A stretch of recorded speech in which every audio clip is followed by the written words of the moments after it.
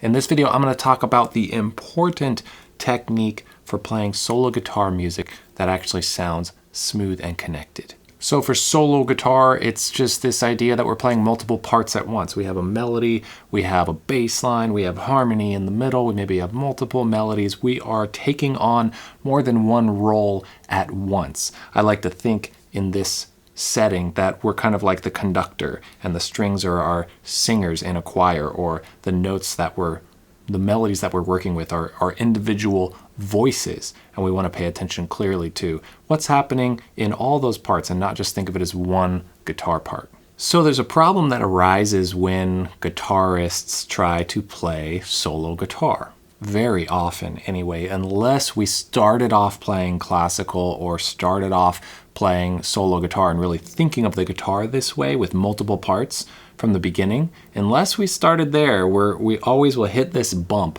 of playing guitar in kind of the way that it commonly is learned, which is with chord shapes and with scale shapes, and then switching to trying to play solo guitar where you're playing multiple parts at once. There's a bit of a barrier there in the middle that we have to overcome. Because guitarists so often start out learning guitar with shapes, let me learn this chord, this chord, this chord, and strum it, and think of kind of the guitar as one unit, we're not used to thinking of multiple parts happening at once for solo guitar. So we think of a chord as this chunk, this batch of notes, and a shape often, instead of thinking about the independent notes that are in that chord and really why they're there. You'll see this happen a lot if you watch closely. If people are playing finger-picking guitar, where you're actually plucking individual notes at a time instead of strumming all together or plucking all together, people will play maybe a full G chord and not even be playing this note and not even be playing this note, or at least this one. The G only needs to be this because the strings 2, 3, and 4 are open. So if you're actually playing those strings, you don't need to put down this finger at all until you maybe need that note. So that's kind of the essence behind this idea already. If we're playing individual notes, but we're jumping to chord shapes, that is a problem. What we want to go to are the notes that we need if we're playing individual notes. And really with a chord too, we want to go to those notes because we need them. We just don't think of it that way. So we actually want to put our fingers down with our left hand as we need a note. That is it. That is the secret. How to work on it is going to be weird if we haven't thought of it that way yet. But putting your fingers down as you need a note is totally going to start to clean up the way solo guitar playing sounds for a number of reasons. When solo guitar playing is not sounding smooth or connected, it's sounding clunky, it's sounding choppy, it's usually because we're not putting our fingers down as we need the note and we're jumping to big chord shapes. So there are a few reasons why this is important. One, it just causes more tension. And for the sake of good technique, we want to be trying to be as relaxed as possible all the time, trying to eliminate tension. But it's very hard to say, oh, I gotta jump, I gotta jump, I gotta jump, I gotta jump, instead of, oh yeah, I need that note, and then I need that note. It's much harder to jump to a bunch of notes than one note. Makes sense, but it causes a lot of tension to do that. So that's one reason. Another reason is it actually creates sound when you put your fingers down and you're not needing that note. So, I know I'm really putting it down hard so you hear it like a hammer on, but that's totally happening. You'll put down your fingers before you need the note, and it adds to kind of this background noise that kind of clutters things up. And the other big reason is that you're often leaving notes early and cutting off your previous melodic line or your harmonic space that you were in to jump to this whole other thing. So that's why it sounds choppy instead of reaching over for one note and connecting it from where you were before. So at first, this is way harder to do if we haven't been doing this, but it's only harder until it's easier. And I know it's a funny statement, but I like to think of it that way. It's harder until it's easier, because really, once we get used to the coordination of it, because the coordination is what's harder, once we get used to just physically being able to do that and reaching for those notes that we need when we need them, it makes playing way easier, and that's why it sounds smoother. So we're definitely going to practice this. First, we need some sort of finger picking pattern. So let's just choose something nice and simple. Of course, you can apply this with any pattern of your own or any time that you're playing fingerstyle guitar. So I'm going to just take two patterns. I'm going to take something that is often called the outside in or outside inside pattern. And that's going to be where we play, let's say we're playing E minor. I'm going to play the root, and then I'm going to play the second string, then I'm going to play the fourth string, then I'm going to play the third string. Okay, so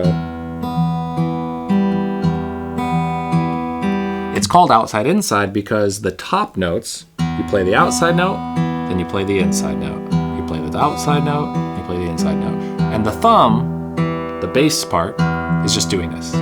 It's going to do that in both of them. Notice I'm only holding down that one note that I need. I'm not playing an E minor like this because I'm actually not playing the A string, okay? String 6, 2, 4, 3. Okay, if we play a G chord, it's this.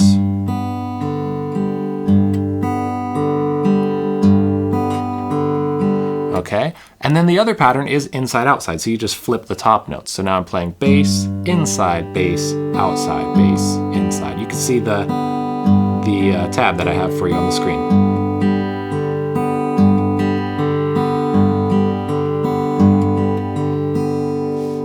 So those are the two patterns we're going to use to experiment with this idea. So let me just say first, if you're playing a chord that has the root on the 6th string with this pattern, we're going to play the root and then the strings 2, 3, and 4. So that's where the chord, just like we just played those two. Okay, if your root is on the 5th string, then you're going to play the middle 4 strings. So for like an A minor chord, middle 4 strings. And if your root is on the 4th string like a D chord, we're going to play the top 4 strings. So before you try the one note at a time switching, just get used to one of those patterns or both of them, or choose your own, and just make sure you can do it off 6th string, 5th string, 4th string root, just by itself on a chord. So now we're going to learn a super cool chord progression that I like to practice this kind of stuff with. So what I'm going to do is I'm going to take the chords through the key of G, and I'll give you this stuff on the screen so you can follow along, and you can use your own chords as well. G, and I'm going to play the chords through the key. So I'm going to play the 2 chord as A minor, the 3 chord as B minor, 4 chord as C. If you don't know what I mean by that, just know these are the chords that go together in a key and they sound good together. D is the 5th chord, E minor is the 6th chord, and then instead of the 7th chord, I'm going to play a G7, a D7, but with the 3rd in the bass. So it's D7 over F sharp. Okay, so we have G, we have A minor, we have B minor, we have C, okay, we have D, we have E minor, and we have D7 over F sharp. They sound great together. Okay, so now I'm going to add chords in between those chords that kind of cause tension and resolve into the next chord nicely. These are often called secondary dominant chords or applied chords, and the theory is not important right now. I'm just giving you a really cool chord progression to work with, and with a lot of familiar chords, but in a way where you're going to see them a little differently than usual because we're not thinking of just jumping to a chord shape.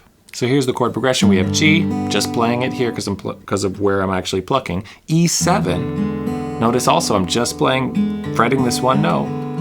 Okay, then we have A minor. Okay, then we have A sharp diminished 7, and then B minor, and then G7 over B. You see the diagrams on the screen if you want to use these. Then we have C. Okay, then we have A7. Then we have D. Okay, then we have B7. Then we have E minor. Then we have D7 over F sharp. And then we have G. This chord progression is so cool because it's just the chords through the key, but then a special chord in between each chord that leads to the next one, and just sounds nice, and it's great to do exercises with. So what I want you to do is take any 2 of these. Now if you just do this is great, okay? The whole progression is a lot, but just take any 2 of these and work on going back and forth between them. But we really need to work on placing our fingers down on the frets as we play them. Now we have our 2 patterns for a reason, because when we put our finger down changes depending on which right hand finger pattern that we're doing. So if you're playing this outside in, and then you're going to E7,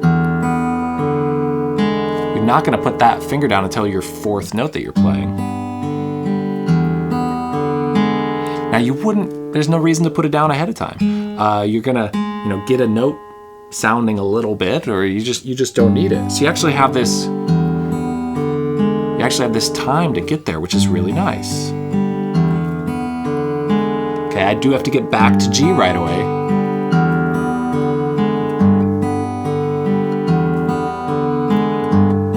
If you're going back and forth. So take any two chords and switch between them back and forth. Try the other pattern. Inside, outside is different. If you go to E7, you have to get that note down. That happens to be G sharp on the first fret here. You have to put that down on as your second note, okay? So at first this is so hard because we're really not used to that, but it gets us in tune with needing a note for a reason and putting it down as we want to hear it. So you're so in control of what you're actually playing.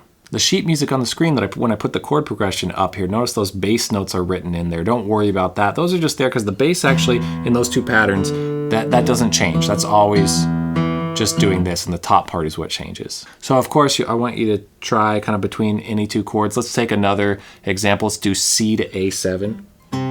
I'll do the outside in. Going to open A, put this down, put this down, put this down. What fingers you use with your left hand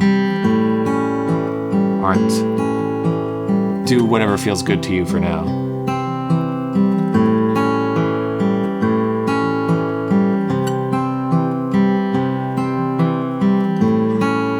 Gives me time. I get to play that A and then get over there to that note. Now if I tried to go to the whole chord, I heard that extra noise, I felt the tension, it wasn't smooth. Okay, so if I'm just playing chords around on the guitar, I often will do, I'm not jumping to a chord shape. I'm going to note, note, note, note, note, note, note, note, note. I need as I need it. Okay, so back to these chords that I'm giving you. Let's try one more. Let's do this A sharp diminished 7, and I'm doing the inside outside.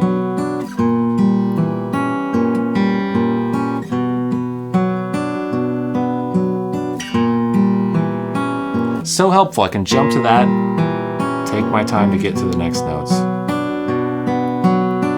So you can try to take either one of those right hand patterns and then do it through that full progression because it just sounds really cool and it's great stuff to practice and it's a great challenge. So let's hear how it might sound through the whole thing. I'll go ahead and do the outside in for the whole progression.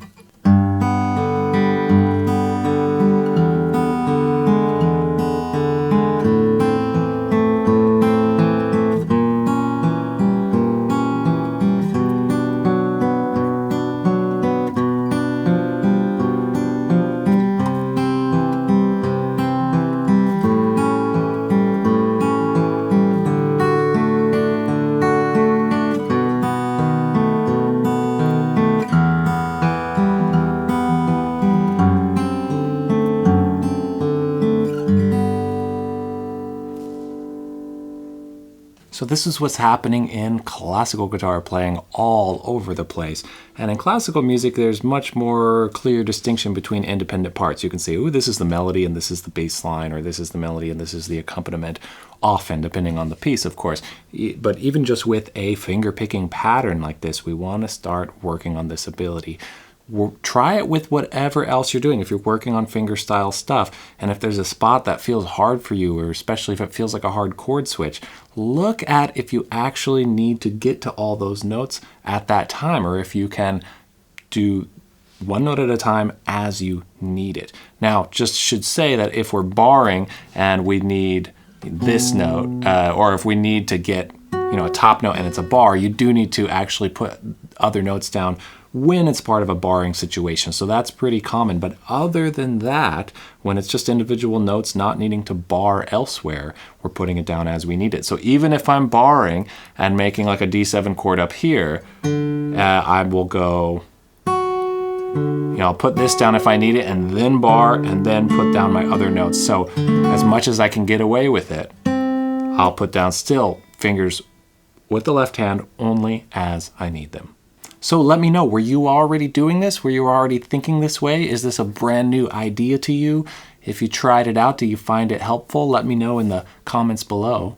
And let me know if you have any questions. Thanks for watching. I'll see you in another sound guitar lesson real soon, and happy practicing.